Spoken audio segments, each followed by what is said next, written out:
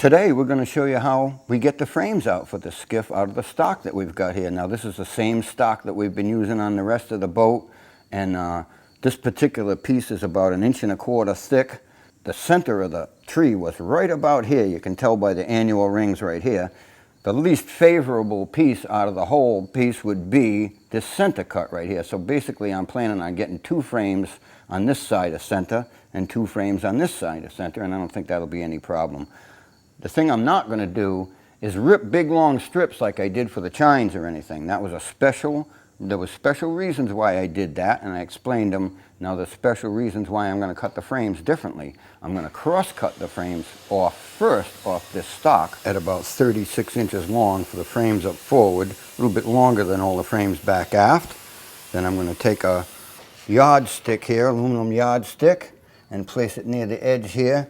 And just look over the edge and just make sure that I'm going to cut all the sapwood and bark and everything off of it right there, and take a pencil and draw a line down this side. Now you can see that I've moved. When I pick up the pencil, then I can pick up my hand, the rule stays still. If I picked up my left hand and tried to draw, then the pencil would move the yardstick. Now we're just going to grab our yardstick and place it on the other side right where we'd like to have it, and draw a pencil line down the other side.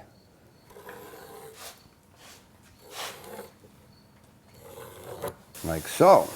So now I'm going to pick up our circular saw here and cut off the sapwood right on the 2 lines that I've drawn, one down each side. Once I've cut one piece, then I just turn it around and cut the other piece exactly the same way. Now we're going to go over to the table saw, and here we are. Now you can see that this piece is rocking all over the place on the table saw. It's not flat. It's very likely curved in this direction, and it's possibly twisted. I just don't want to know all about those things right now. What I want to do is just cut off a few pieces a little bit wider than I really need them to be, and then I'm going to deal with them individually. I'm over here at the jointer now, and the first thing I'd like to do is tell you what a jointer is for. A jointer is to make pieces of wood nice and straight, nice and flat on one side, to make 90-degree corners. There's numbers of things that you can use a jointer for. It's not to surface lumber to get both sides to be exactly parallel to each other. It's mostly for addressing one side at a time. Now if I put this piece of lumber down on the jointer, you can see that it rocks a little bit. It's not perfectly flat or perfectly straight in any manner. My first thing is to flatten one side. Now we're getting started jointing these frames on one side to flatten them out on one side, and there's just some things about the jointer here that I'd like to explain to you. The jointer's got a nice long flat table, and it's designed to make things nice and flat, and it does it really well, but you have to know how to use it, and it's kind of a tricky piece of equipment to use. It's not as easy as people might think. They have a little bit of trouble with it. I've had some trouble using a jointer when I first started doing woodworking years ago, and I've come up with this little trick that really works well for me. I've never seen anybody else do it. First off, you've got to adjust the jointer properly, and we're talking about the outfeed table. That's the table that's beyond the blades. That table's got to be adjusted so that when the jointer is running and you put a nice straight piece on that table and move it out onto the blades should be just barely touching that piece. That means that you've got that table height even with the top of the blades when it's rotating. Now you can adjust the infeed table any amount you want. You can take off 1/8 of an inch or a 1/16 or just barely take any off at all. I'm only going to be taking off maybe a 1/64 of an inch at a time here. That's about it. But there's a technique also about how you hold your hands and what you do with the piece. Basically, the jointer has no rollers on top. There's nothing to hold the piece down against the jointer. If you don't hold pressure on it, the blades rotate and will pick the piece up as you're trying to use it. So you apply pressure on top of the piece, and as you joint along, once you want to move your left hand back and move the pressure back on top of it, you stop moving the piece and you pull it back maybe 1 inch or 2. Then you move your hand back and then go ahead again. That stops you from getting a lump on the piece that you're trying to joint out on top of the outfeed table.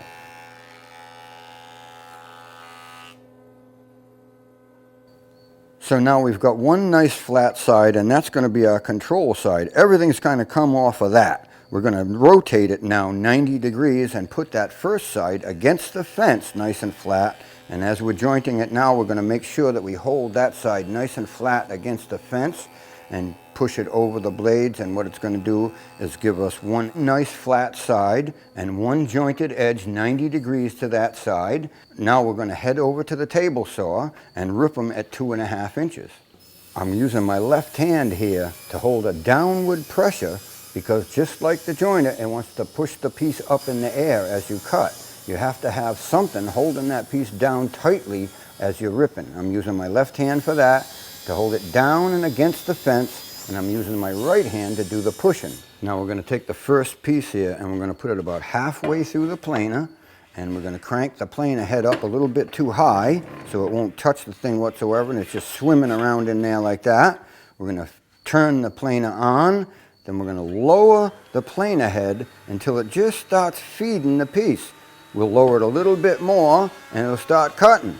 And then set that one down, and the next pieces we're able to just run through from one end to the other.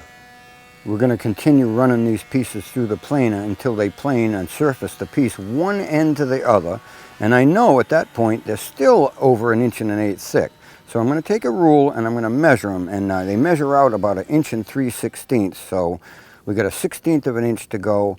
And I know the gauge on the planer is accurate. So what I'm going to do is lower the head of the planer down until the gauge reads exactly 1 1/8 and pass them through there that one last time.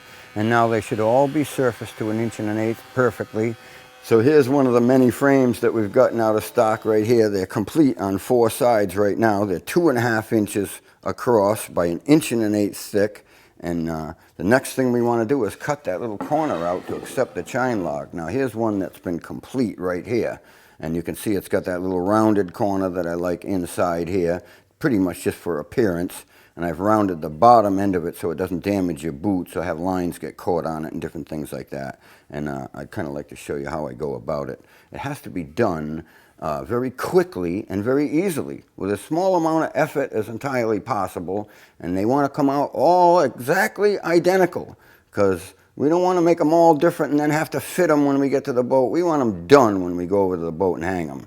So what I've done is I've set up a little drill press right here for our first process, and we've got a little jig set up on top here. Now it's just made of a couple of pieces of lumber, and this is just an extension to the table just so that when I put a frame up on there, it just supports it so I don't have to support the right hand out here.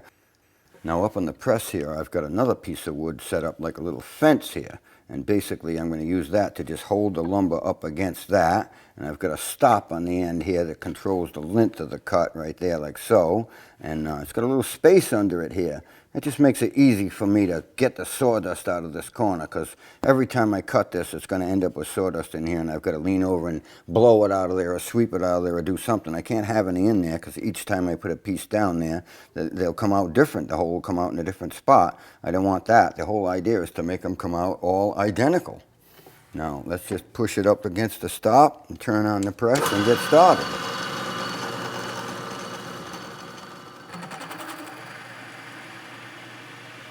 As we're cutting this hole with the hole saw here, we're not pressing it awfully hard because hole saws create quite a bit of heat as you're cutting. Now, I don't think that would hurt the wood or anything, maybe not even hurt the hole saw, but it has a chance of taking some of the temper out of the teeth of the hole saw here. So I'm a little patient, and I've got a little bit of time, so we just back up a few times and let it exhaust some of the sawdust, and that stops some of the friction of the sawdust rotating around inside the hole, stuck alongside the hole saw. That's really what creates the heat. It's not the cutting, it's the excess sawdust that's pushed alongside the hole saw as you're cutting. Now you'll notice that we're not cutting all the way down through that frame with the hole saw. We reserved about 1/8 of an inch to go, and the way I've done that really is just by looking up at the handle as I cut. When the handle's just about 90 degrees, they're level, I stop cutting right there, and like I said, there's about 1/8 of an inch to cut. We're going to come back and finish cutting that later. That's going to be one of our last processes here, actually. I don't want to cut that piece out just now. There's a reason for it, and I'm going to show you that just a little bit later, but right now we're just concerned with this process right here, and we're going to perform this to every one of these pieces. I'm going to plunge down till I got about 1/8 of an inch left. and back up, put that piece away, pick up the next piece, do it to the next piece, and just keep right on going until we've got them all done just like this, and then we'll go on to our next process. We're over here at our little bandsaw now, and you can see that I've got a couple of pieces of scrap lumber clamped down up here on top of the table. There's one on the right side of the blade and one on the left side of the blade. The one on the right side of the blade is set 1.5 inches away from the left-hand side of the blade because we're trying to cut 1.5 inches out of this frame to accept the chine log. Now, basically what we're going to do here is just to hold the frame up against that fence and cut along nice and slowly until the blade comes to the middle of the diameter of that hole saw cut. Now, you don't see a lot of fence cutting done on a bandsaw because they don't always cut perfectly straight, but this isn't a real thick piece of lumber and we're not going a great distance, so we're keeping our eyes on it, and it goes nice and straight. It's very sharp, and we stop right there at the diameter of that hole saw cut. Now, I've got another fence set on the left-hand side of the blade, and it's not set to any degree of accuracy, but basically what we're going to try to do here is just cut right down the middle of that hole saw cut, and then I'm going to parallel alongside that with a little freehand cut, and I'm out to make like 1/8 of an inch cut right down the diameter of that hole saw, and we're going to repeat that process on every one of these frames. We're going to make a cut to the diameter like we did the first cut a couple of cuts down the middle, and we'll be done with that process. Now we're back at the drill press here, and we're going to plunge that hole saw all the way through, finish that cut right up. Now those cuts on the bandsaw that went right down the middle of that hole saw cut, I cut that out about 1/8 of an inch wide, and what it's done is it's allowed those pieces to collapse inside the hole saw. So they're very easy to get out of there. It can be very difficult to get a piece out of there if you haven't done that. You might have to take the hole saw off and use a drift or something to get them out of there and put the hole saw back on. I don't want to do all of that. I want those pieces to come out of there very, very easily, and that's what those relief cuts down the middle are all about. All I want to do is shut the drill press off, take a couple of pointy objects, and pick those pieces right out of the hole saw. Now we're going to take a bevel set and set it at 10 degrees. That's the same angle that's on the top of the chine log there. And draw a little intersecting line from the outboard side of the frame to the top of the hole that we sawed with the hole saw. And we're going to use a quarter at the very bottom corner there, and we're going to trace a quarter around there. So now we have a rounded line at the bottom to follow and a little line to cut at the top on the bandsaw. There's no secret here. We're just going to make that first cut on the bandsaw just following that pencil line by eye. It's just a freehand cut. And then we're going to clip all these little pieces off at the bottom. We can't really follow that line around with the bandsaw very easily, so we're just going to clip it off in little pieces, get close to the line. It doesn't have to be perfect because we're going to sand that later on. Now that we've finished up on the bandsaw, we're just going to carry them over 8 at a time and lay them down on the table saw and just crowd them up to each other. We'll even the ends up with a little stick here and then put a clamp across and clamp them together so they don't slide around. And now we're just going to take a piece of like 60 grit sandpaper and just sand across grain and just even them all up sanding it, because we couldn't cut them all exactly the same on the bandsaw. That's kind of a difficult little thing to do when you've got wood on one side of the blade and no wood on the other side of the blade. It makes the blade move around a little bit. So they're kind of crudely cut, but we don't have an awful long way to go. And so that piece of sandpaper just takes care of it here in a minute or two, and now they're all basically identical. Now here they are right here with the ends all even and complete, and here's one of the completed frames right here. That's exactly what it's going to look like. We've only got a few more little things to do to it. We're going to sand these edges a little bit, round these edges off a little bit, and when you do that, you make sure you do the inboard edges, because if you sand the outboard edges and put them in the boat, they're going to look like they don't fit. So we don't touch these edges here on the outboard edge, just the inboard edges, and maybe sand the ends a little tiny bit like that. And the next thing for us to do is go over to the boat and divide the run up with a metric tape, decide exactly where we want to put them all, and then start hanging them in position.